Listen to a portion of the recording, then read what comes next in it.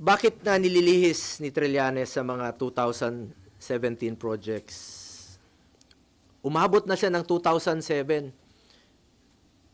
Sino bang mag-aakalang maging presidente si Pangulong Duterte? 2007, gawin mong issue.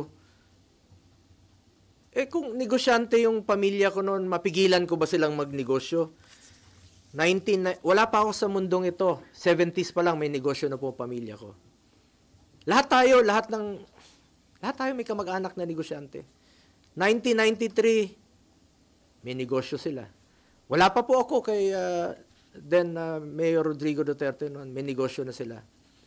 Pero noong 1998, at isa po sa aking naging kondisyon, nung nagtrabaho po ako kay Mayor Duterte, sabi ko, pag pumasok po ng City Hall, yung kamag-anak ko, I will resign.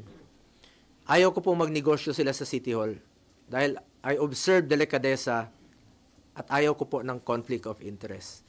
Nung naging presidente siya, 2016, dala-dala ko po ito. Hindi po sila nakakapasok ng Malacanang. Hindi po ako pumapayag. Nakialam ba ako sa negosyo nila? Hindi. Nakinabang ba ako? Hindi. At binigyan ko ba sila ng pabor for government contracts? Hindi po. Because I observed delikadesa at hindi po sila nakakalapit sa akin, hindi ko naman po mapili ang kamag-anak ko. Lahat, dinadamay na nga ngayon. Baka sa susunod, lolo ko na idamay nila. Hindi ko po mapili ang kamag-anak ko. Hindi to titigil si Trillanes. Sabi ko nga, taon-taon niyang gagawin yan. Hindi yan titigil hanggat palitan ko siguro ang aking kamag-anak o kunin ng Panginoon ang aking mga kamag-anak. Hindi na titigil yan. At paulit-ulit na magiging issue niyan. Pero importante rito, magkakaroon po ako ng pagkakataon na sagutin po ito. Dahil ako mismo, hindi po ako papayag na magninegosyo po ang aking pamilya sa gobyerno. At hindi po ako magbibigay ng pabor sa kanila. Hindi lang natin mapigilan kung sino sa ating mga kamag-anak ang magninegosyo. As long as wala akong ginawa na bigyan sila ng pabor at hindi po ako nakinabang at hindi ko po ginamit ang aking posisyon para mabigyan po ng pabor ang aking pamilya. Ginamit ko lang po ang aking posisyon sa pagsiserbisyo, pagmamalasakit at pagtulong po sa ating mga kababayang Pilipino. Malinis po ang aking konsensya mula noon hanggang ngayon. May delikadesa po ako. Yan po ang pwede kong pangalagaan at ipagmalaki sa inyo ang aking pangalan po. At isang probinsyano lamang po ako. Hindi ko po sasayangin yung tiwalang binigay nyo sa akin. Hindi po ako korap. At ako po'y taus-pusong nagsiservisyo lamang sa ating mga kababayang Pilipino. Kaya pakiusap ko lang po, ang issue po dito ay ang corruption sa gobyerno. Ang issue po dito ang flood control. Ang issue po dito anomalous projects. Ang issue po dito ghost projects. Nasaan na po yung dapat panagutin? Inaantay po ng ating mga kababayan. Ayoko na pong aksayahin yung panahon. Sayang yung oras natin dito. Sana makapagtrabaho na tayo. Mas mahalaga sa akin ang trabaho, ang serbisyo at ang kapakanan ng mga Pilipino. Alam naman po ng taong bayan kung sino po yung nagtatrabaho at alam po ng taong bayan kung sino po yung nagsasabi ng totoo. Ako, sipag, more serbisyo at malasakit ang pagtutuunan ko ng pansin. Simula noon hanggang ngayon, yan naman po ang aking ginagawa. At alam po ng Pilipino kung sino yung nagsiservisyo at nagtatrabaho. Nasa Pilipino na po yan kung kanino po kayo maniwala. Nasa sa inyo na po yan. Mga kababayan ko, patuloy nating labanan ang korupsyon sa gobyerno.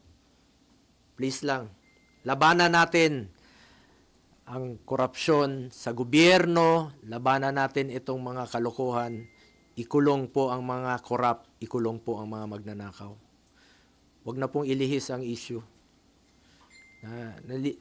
Kawawa yung Pilipino pag nililihis po ang issue. Umiikot-ikot na po tayo.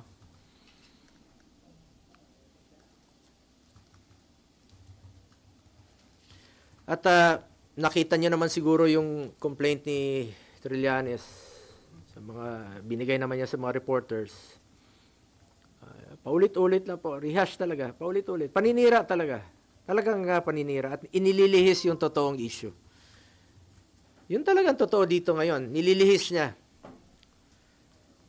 Paulit-ulit lang. The same mo, sabi ko nga, 4 na taon na. 2018, 2021, 2024, 2025. Pareho lang yung complaint niya. Na-file na po niya ito last year. Na-file na po niya ito last year. Tapos na po election. Nanalo na nga po ako, naging number 1 pa. Salamat at mas naniwala kayo sa akin kaysa kay Trillanes. At hindi ko po sasayangin yung tiwalang binigay niyo po sa akin. Dahil ako naman po taos-pusong magsiservisyo sa ating mga kababayang Pilipino. Siya yung tamad at alam ng Pilipino sino yung corrupt. Siya yun.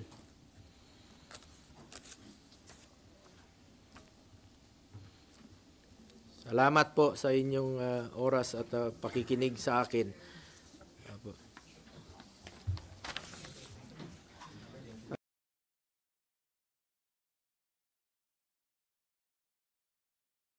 Ako, pakiusap po ito. Hindi po ito pagtuturo o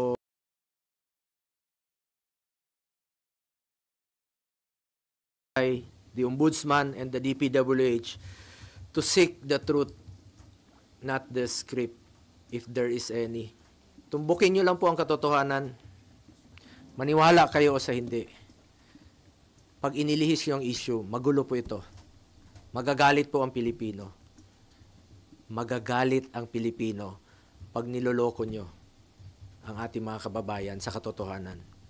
Yung katotohanan lamang po, tumbukin nyo po, I am one with our countrymen in this crusade and fight against corruption. Ikulong ang mga kurakot at mga magnanakaw. Kilala nyo naman yung mga buhaya. Napapangalanan na eh. Yung iba nagtatago lang talaga. Hindi ko alam saan sila nagtatago o pinagtatakpan nyo lang talaga para ilihis yung katotohanan. Dito lang tayo sa katotohanan. The truth. Hindi kayo magkakamali. Pag doon lang tayo sa katotohanan. Salamat po.